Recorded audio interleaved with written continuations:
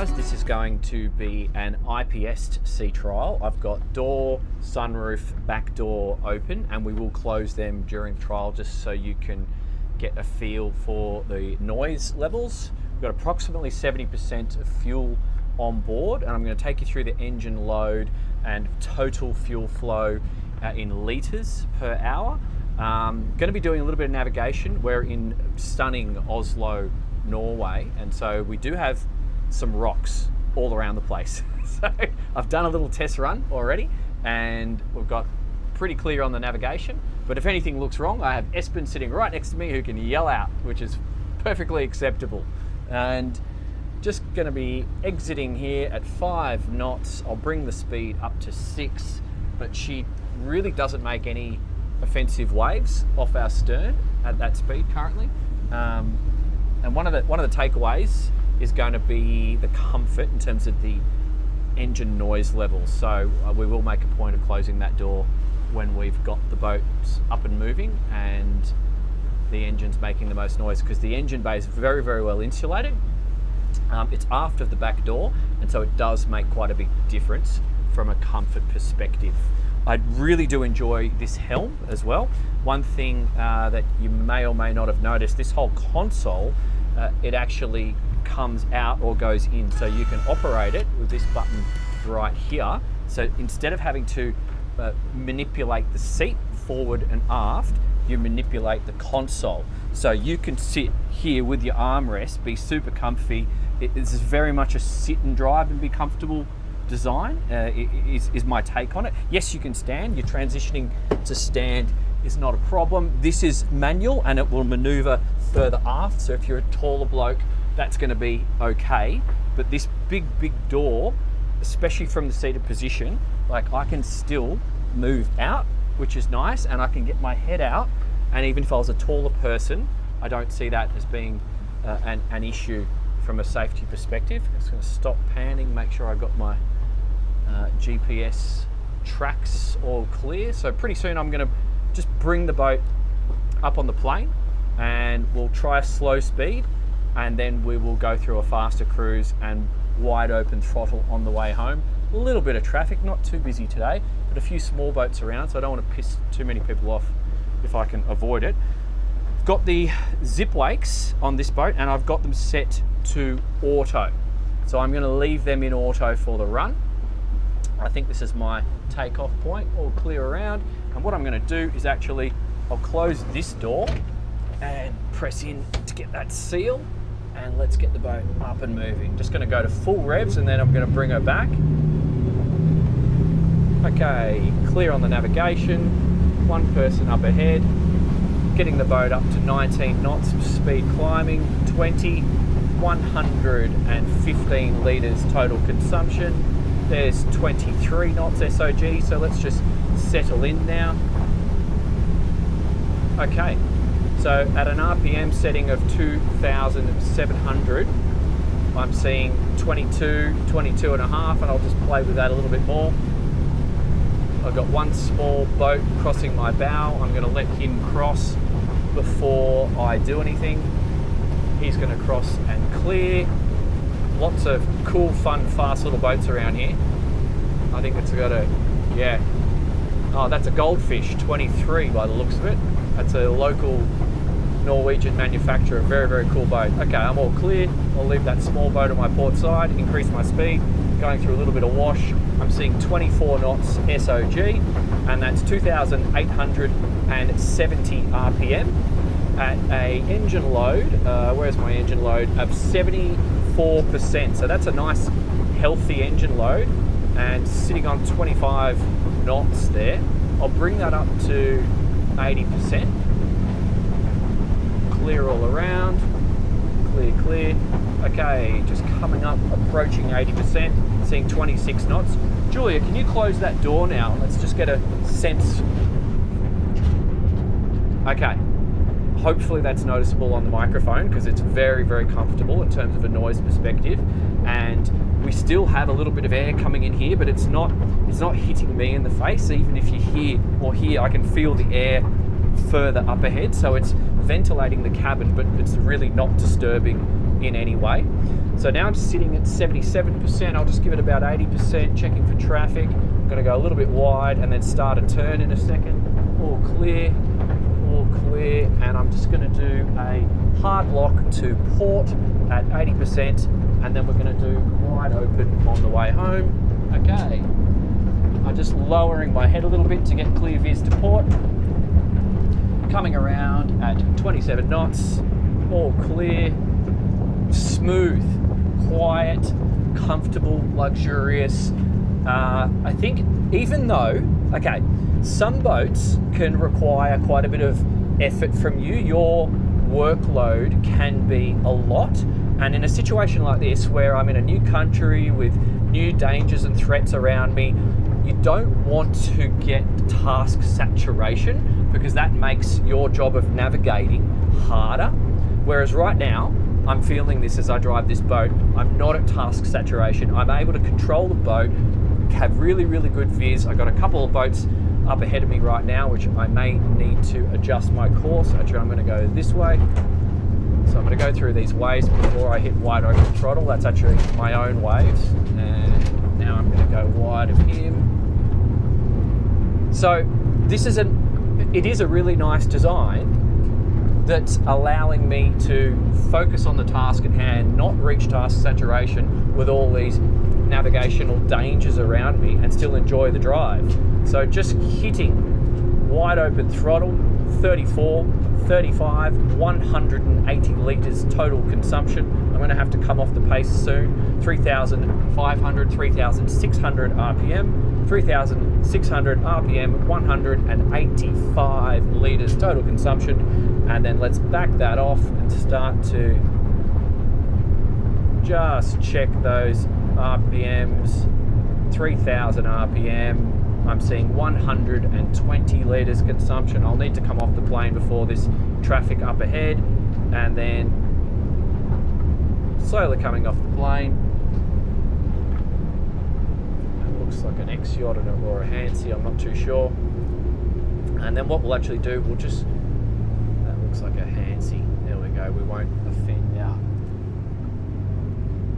the locals. Who's this Aussie bloke burning around making waves on a Monday afternoon? Okay, back to 8 knots. We'll just check distance cruise. Okay, I'm sitting on 1,560 RPM.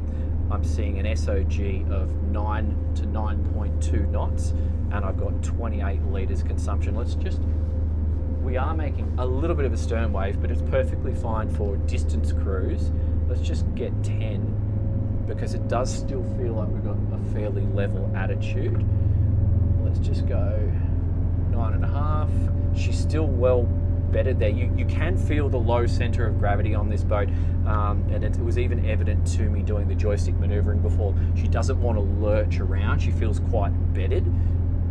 I think we can also put some of that down to the beam, but sitting at 10 knots, raising the bow ever so slightly there, but we've got 42 litres total consumption, a speed return of 10 knots, which is again still fine for distance cruise. We'll just see what it does at 12. I think that's going to be a waste of energy at 12.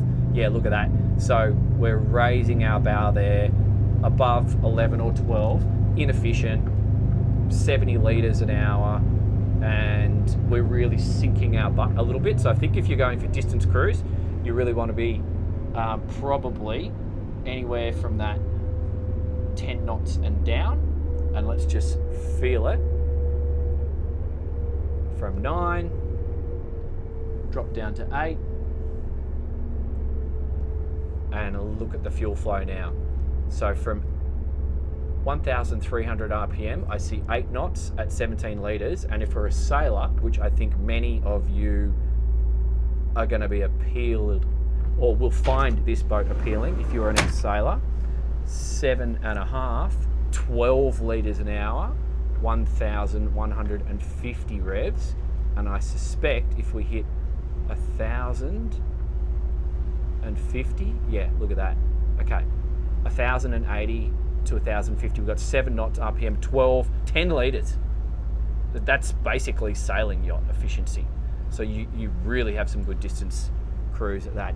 Interesting. Okay, so from here, we're gonna go to the marina and we're gonna practice a touch and go and see how the boat behaves. And then after that, we're gonna do something that's pretty cool and unique for this part of the world. A Scandinavian, Norwegian, I don't know what you call it. It's a anchoring system that they use up here in the north. You'll find out. We're gonna do it in a second. It'll be fun. All right, so I got the IPS 650s on this one. Remember, you've got multiple options for the drive systems. We're just gonna do a touch and go parking test in here at this beautiful location. A couple of observations. The joystick is center line forward of the wheel. Seems pretty logical for the amount of space we have available to us with the throttles. So I'm on throttles at the moment, and then I will transition to IPS in a second. And I've got my bow thruster and it's on and I've tested it. So what I'll actually do, I'll come in here, a little bit of a tight spot, blow off wind direction at the moment. So currently it's blowing from port to starboard, and then it'll swap the other way around when I get in here. I'll spin the boat and then I will side slip it. So I'll use throttles first because I'm going to come alongside on the starboard side and just a touch and go. And then we will utilize the joystick. So I'll just start to get the boat moving. And now I'm going to center the wheels. I'll combine that with a bit of bow thruster.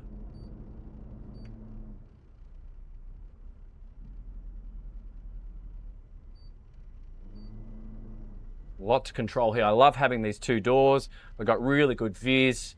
I've got Espen and Julia out on the stern for assistance, and I'm actually just going to reverse in. And actually, let's go to joystick now. And got a good amount of wind. Let's see how that holds us. So you want to get used to these joystick systems if you haven't driven one before. And well, currently, I reckon I've got about probably 10 knots from starboard to port. And we'll just come in nice and gently now. I'll utilize some bow thruster if I feel the need. You can see I'm not moving my head. I'm just keeping my head dialed into the final destination. And now I'm just doing fine touches as I've got the boat going where I want it to, and I'll slow down some of that movement. And now that I'm 2 meters away from the dock, I'll start to bring her slowly up into the wind, and I'll stop that movement. See how I've got quite a good amount of control here, guys? I'm actually just going to come back a little bit because my fender is there. I can put my head out. I can see Julia is safe. And I'm going to slowly bring the boat up alongside onto these fenders. I've got good viz, nice and gentle. And Julia, when I say, is going to step off. Not yet. I'll get the boat right. No rush. We do things nice and slowly. And so when the fenders touch, can you step off slowly, Julia? Make sure you're all clear. And go to the aft cleat. So step off. Yeah. And now you can go to that cleat behind. Get me one wrap on that cleat. So when her hand is on the cleat, I don't want to put the boat in forward. And see, now that we've got some tension on the line, I can actually control it. This is just a touch and go. I'm not securing the boat. You can release that line now, Julia. Let me just get the boat closer before you step on. So, no, you can take the line with you and then step aboard. So that was very interesting, guys. What did we just learn here? The access to both sides, if you want to maneuver this boat solo, is amazing. If you want to park the boat solo in a crosswind, I would recommend optioning it with the DPS, that's dynamic positioning system on the IPS, so that is an option. But the all-around visibility from this seated position, did you notice how I didn't even require standing up during that maneuver? Because this big opening door here just allows me to do this. And then if I needed to move around, I don't necessarily have to go through the middle of the boat, but the visibility to the port aft and then the starboard aft is perfectly accessible. And then getting to the cleats midships forward and midships aft, this cleat here is great. So if I was doing a not just a touch and go and I was actually securing the boat in this location, I would have a line ready to go here and I would have a line ready to go aft. I would get that aft line on, drive forward on it, and then secure with this. Obviously that's talking about a marina berth with a finger, and life's good. All right, let's head on to the next place. All right, so we've got the stern anchor out this time. Espen's deploying that from the helm.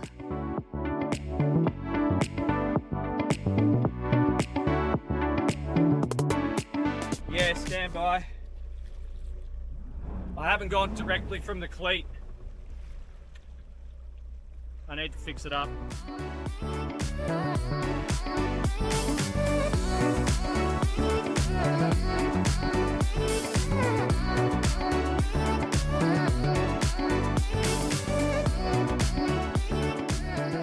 All right, I hope that was useful, guys. I hope you're finding this content valuable. I don't have any food for you guys, sorry. Wrapping up on the performance feedback, some competition and considerations for you. Experience level required. I think this is a boat, depending on how you option it, that you need to be from intermediate and up. I probably wouldn't buy this as my first boat because it's a lot of kit and there's enough size and weight that it might freak you out a little bit. In saying that, if you go for the IPS with the joystick and get enough training, you probably can run this thing as your first boat. But just caveat, make sure you get enough training because it's got to be a good experience for you and your missus. Because if you're both not relaxed and having fun, well, that defeats the whole purpose. So I think intermediate, hopefully if you've had a boat or two before, that's going to be great. Can you run this boat solo? Well, again, I think it depends how you fit the boat up, and it depends what part of the world you are in and what your dock looks like. Those two side doors, these side deck access make Mediterranean mooring, traditional or mooring with a finger, very, very easy because you've got full access. You're not going to be walking in between or getting interrupted by your guests who are relaxing and entertaining because you've got many, many options to exit the helm and get onto the deck. So yes, it's possible, and then potentially easier if you do, again, that IPS with the DPS functions and the joystick out the back. Crew required? Well, yes. For most people, yes, you're probably gonna find it useful to have one person to assist. Little thing that I didn't point out earlier, you can actually just have your lines out here in place like so, and then that's designed with that little lip. So if you're running with crew, I would suggest you actually just have the fenders tied in position all the time and then just flick them in when you leave the dock. Same for this one. It actually is designed to take a fender and then chuck the line in. So then if your partner or if your missus is not so interested in tying ropes up all the time or securing lines, she or he doesn't have to. You can just flick them out. So that's, from a crew perspective, that actually does make life a little bit more relaxing. General feedback. This is a high quality thing. My general observations, it's a very smooth running, quite fast, because we did see mid 30 knots speed there at wide open throttle, but a very healthy cruising speed in the high 20s, 27, 28 knots is not a problem. And it just feels like a luxury ride. It's definitely at the top spectrum, in my opinion. So what would we compare this boat with? I'm just gonna pick two boats from different continents. The new Riviera 4300 Sports Express. On my channel, I was actually the first one to test that boat in the world. I think is a direct competitor to this one. Again, depending on how you set it up, but you will see a lot of value in both of those boats. And from America, up there in Maine, I see the Sabre 43 Salon Express as also being a competitor to this. The styling, the quality, and I think the demographic is very, very similar. Well, the styling is different, but hopefully you understand what I'm trying to explain. So hopefully that also puts the boats in a bit of a category. They are at the upper limit of the quality spectrum. They're not mass market cookie cutter production boats, in my opinion. What else could you compare it with it's not in that level? Probably the Sea-Line C430. It is a bit of a step down, but it's still a very good boat. I sold them for a decade myself. I know them, perfectly good things. And then if you do want to just go the cookie cutter production stuff, you could look at the Prestige 420S and the Beneteau Swift Trawler 41 Sedan, also on my channel, albeit the Flybridge model. Cannot compare them in a quality on the quality side, but they are perfectly acceptable and well-known brands. So, hope that was useful. If you are trying to buy one of these and you want to talk to me directly, you can do that on Connect. Linked is down below in the description. And please remember, it's your subscriptions, your likes, and your comments that help open doors for me to test more boats for you. So if there is another boat that I haven't tested and you want me to test it, just make sure you engage with the channel and get in there in the comments. That's how I know who to chase, and it's the factories seeing your engagement which opens the doors and enables me to do this for you. Love you lots. Coming from beautiful Oslo, Norway, this place is fantastic. Apparently the highest percentage of boat owners per capita in the world. That means I like it already. See you in the next one. Thanks, guys.